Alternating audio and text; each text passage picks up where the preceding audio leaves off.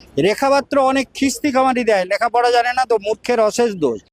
রেখাপাত্র লেখাপড়া জানে না, মূর্খ, অশিক্ষিত। 3 মাস ধরে গেস্ট হাউস দখল করে রেখেছে, ওখানে পিকনিক ফুর্তি করছে। পাল্টা রেখা আনন্দ মহারাজ গেস্ট হাউসের আড়ালে ওখানে নোংরামি করতেন, পাল্টা ফোনে আমাকে বাজে বাজে কথা বলেছেন। অভিযোগ, স্বয়ং মুখ্যমন্ত্রীর জনতার দরবারে ইমরানগঞ্জের বিজেপি বিধায়ক রেখাপাত্রের বিরুদ্ধে এই অভিযোগ। উত্তর 24 পরগনার হিমানগঞ্জের নবনির্বাচিত বিধায়ক বিজেপির রেখাপাত্রের বিরুদ্ধে অভিযোগ আনলেন আনন্দ মহারাজ।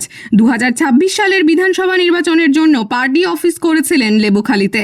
এপ্রিল মাসে ভাড়া দেওয়ার নাম করে তিন মাস ভাড়া দেন না। একাধিকবার তার কাছে ভাড়া বাবদ টাকা চাইতে গেলে বিভিন্ন সময় আমাদের অশ্লীল ভাষায় গালিগালাজ, এমনকি কিস্তি খামারি করেন। উনি নোংরা রাজনীতি করছেন স্বয়ং মহারাজ।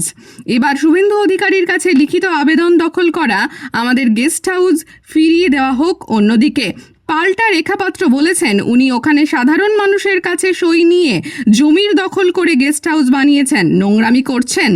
আমরা ওখানে গিয়ে পরিবেশ পাল্টে দিয়েছি, মানুষ এটা বুঝতে পেরেছে।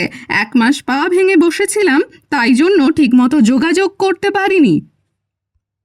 আপনারা জানেন যে আমার পা ভেঙে যাওয়ার জন্য আমি 1 মাসেরও অধিক, আজকের এই 1-1.5 মাস হতে যাচ্ছে, আমি বিধানসভায় যেতে পারিনি।